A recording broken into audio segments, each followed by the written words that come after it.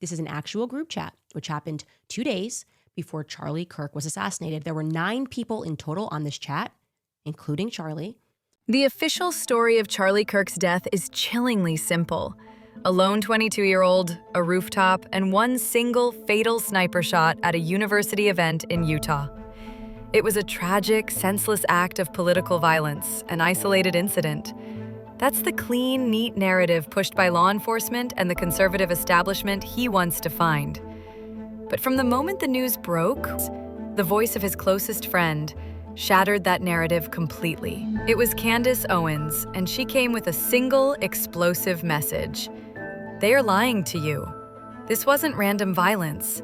This was a targeted, calculated assassination, and she had the receipts. The private, chilling final messages from Charlie Kirk that reveal the immense political and financial pressure he was under in the final 48 hours of his life. This is the story of how a private group chat became the blueprint for a conspiracy theory that has now violently ripped the conservative movement in half. To understand why a private text message matters so much, you have to look past the tragic headlines and into the ideological war that had been raging beneath the surface of the MAGA world. For years, Charlie Kirk was a staunch, vocal, and powerful ally of Israel, securing millions in donations for his organization, Turning Point USA, from major Jewish donors. But something had shifted. In the months leading up to his death, Kirk had begun to defy the orthodoxies that had defined his career. He was inviting guests like Tucker Carlson, known for his open criticism of Israeli policies, onto his platforms. For a political fundraising powerhouse like Kirk, this wasn't a philosophical pivot. This was an act of financial and ideological self-immolation. In my opinion, like all groups, you're going to get a wide variety of opinions. That nasty free will thing that God bestowed on us makes life frustrating at times after the dust settles a bit, maybe. Candace Owens, a former TPUSA employee whom Kirk had once hired and who still considered him her brother, claimed the consequences were immediate and brutal. She alleged the pressure reached a fever pitch during a private retreat in the Hamptons. It was framed as a casual gathering of young conservatives, but Owens publicly described it as an intervention. She claimed to have information that high-powered, pro-Israel billionaire Bill Ackman had personally pressured Kirk to shift his stance, with threats and promises of money. Ackman vehemently denied the claims, calling them slanderous, but the seed of a targeted political plot was firmly planted. Owens was painting a picture of an icon being squeezed by the very people who had helped build him up. So Charlie writes in this group chat, just lost another huge Jewish donor, $2 million a year because we won't cancel Tucker. I'm thinking of inviting Candace. Somebody writes, ugh. The entire conservative commentariat was divided. Many dismissed Owens as an opportunist, chasing outrage and ratings. They pointed to her own history of inflammatory statements. But then, Owens changed the game. She didn't just allege pressure, she produced the documents that instantly made her critics falter.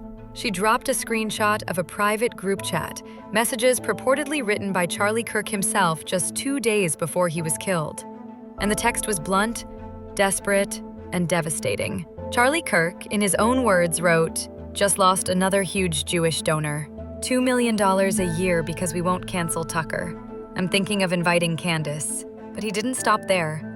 He went on to vent his complete frustration and final ideological decision, writing, "Jewish donors play into all the stereotypes. I cannot and will not be bullied like this, leaving me no choice but to leave the pro-Israel cause." This was the smoking gun for Owens's theory. This wasn't a vague disagreement. It was unvarnished proof of the financial and political coercion Kirk was facing in his final hours. This was $2 million on the line, threatening the very existence of his massive organization. The pressure had pushed him to a breaking point, forcing him to choose between his biggest donor base and his intellectual independence. The immediate fallout was chaos. Owens's critics were suddenly on their back foot because a voice within the establishment validated the message. When pressed for comment, the spokesman for Turning Point USA, Andrew Colvett, made an astonishing admission. The messages were genuine. Colvett confirmed the image was a screen grab of a message Kirk had shared, saying he was glad the truth is out. He defended Kirk's character, saying he was wonderfully defiant, and had the right to criticize, even as a friend of Israel. In a stunning admission, TPUSA essentially validated the core of Owens's claim, that a powerful donor lobby had indeed tried to control Kirk's speech and funding. But validating the message did not validate the conspiracy. While the evidence of pressure was real, the conservative world remained fractured.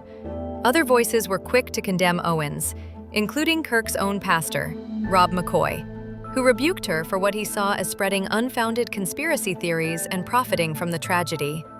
The debate had shifted from whether the pressure existed to whether Owens was justified in using it to promote a theory of a targeted assassination and an alleged federal cover-up.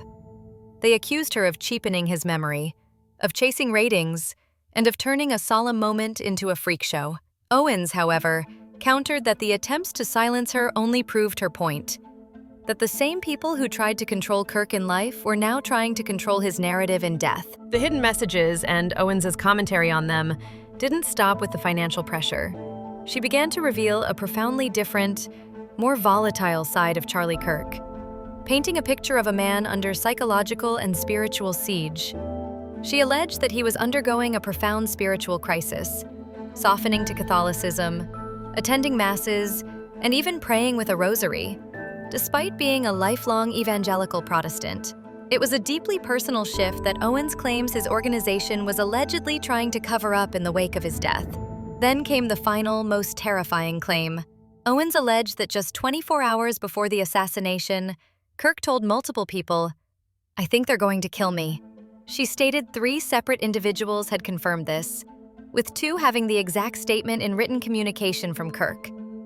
It was the ultimate hidden message, a private, terrified premonition of his own demise.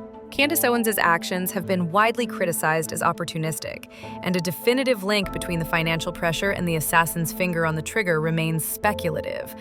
But in her aggressive, controversial pursuit of a different truth, she has achieved something profound. She successfully made public the final desperate words of a man fighting for his soul. The messages she dropped were not just receipts for a conspiracy. They were the last, raw, authentic thoughts of a political figure who realized the true cost of ideological independence. He was fighting to maintain his moral autonomy against millions of dollars in financial leverage, and he had chosen his fight just 48 hours before his death.